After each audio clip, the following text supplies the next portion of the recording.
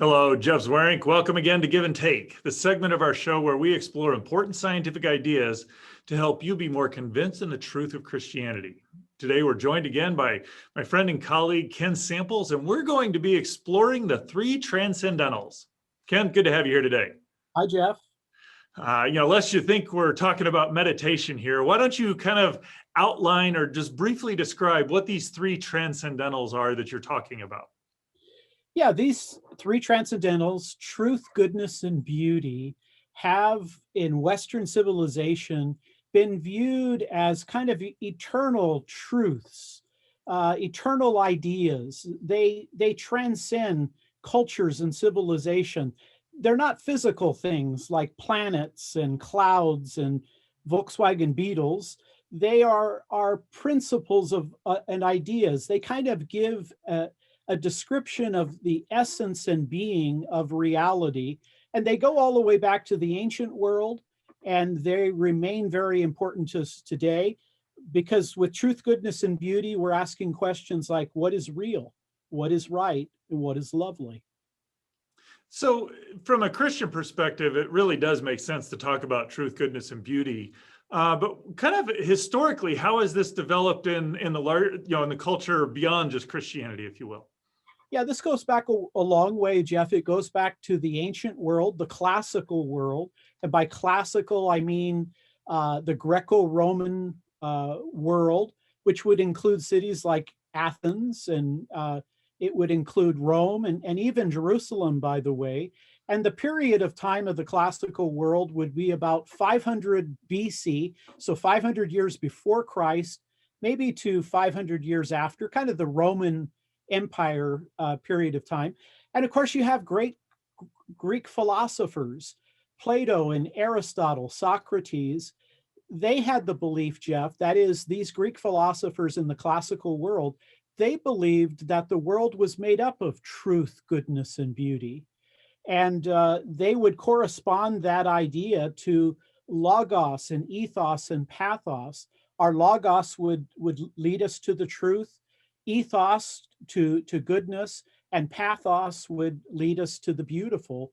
And so those were basic ideas found in Platonism, Aristotelianism, Stoicism, which were kind of the philosophies of the time period.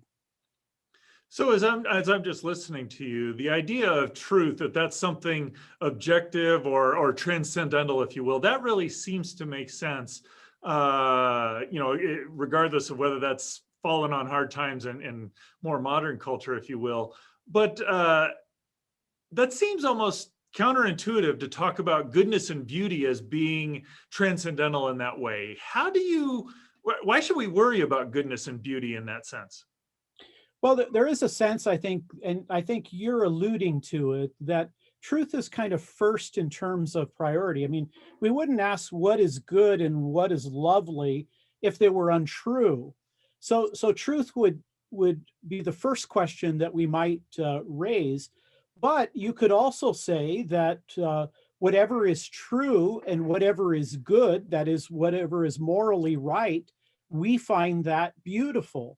So they kind of play off one another. I might even add this in terms of the beautiful, Jeff. I have friends who are secular. They would never go to church. They're not comfortable with that. But if I invite them to an art museum, they're all over it. People love beauty. I mean, is there anybody who doesn't like some form of music, that doesn't like some form of, statues and painting? So I would say all three of those play a very important role in our life. We pursue all of them, and we feel fulfilled when we discover them.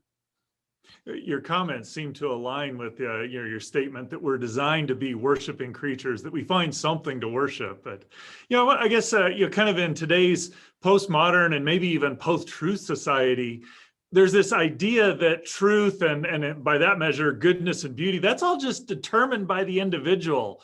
How do we argue that these are transcendental, that they transcend the individual's thought, that they are actually objective standards by which we can grasp a hold of somehow? That seems very much at odds with today's culture. Well, again, because of the classical world, Christianity comes along and says, there is truth, goodness, and beauty, but those ideas, they're found in God. That is, God doesn't have truth, goodness, and beauty. God is truth, goodness, and beauty. And when he created the world, everything has those qualities within it. So the closer you get to truth, or the closer you get to ethics, or the closer you get to that which is ultimately beautiful, you're on the track with God. You're right. Today, there are people who question truth, who question goodness. You know, it's all in your perspective. It's what you like, what you favor. I think, however, we can never get away from these kinds of things. I mean, even if you said there is no truth, well, you'd say, well, except for one, there is no truth. You can't get away from these kinds of questions. They are things that kind of haunt us, and I don't think we should allow our culture to say, well, everybody has their own truth, their own goodness, and their own beauty. I think we should say, hey, let's dig into this.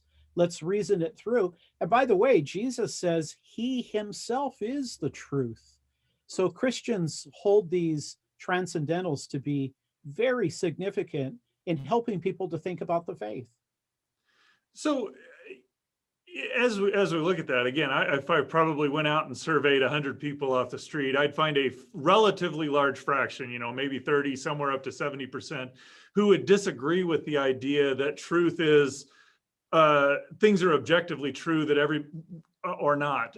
Is the fact that so many people disagree that these are transcendental, that they transcend any individual's human thought, that they're universal to all, does that weigh in evidence against them actually being transcendental?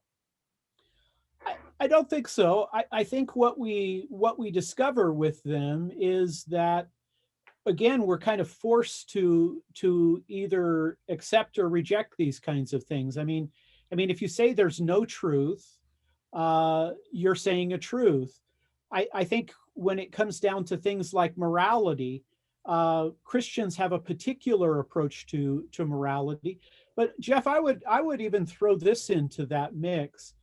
You know, in a time in which people do question truth and goodness, I mean, what if you ask them questions about the beautiful, like looking at a sunset, or, you know, looking at Michelangelo's statues, or listening to Bach, Beethoven, or the Beatles, and you get this great music and you say, well, where does that come from? Why do human beings have that quality?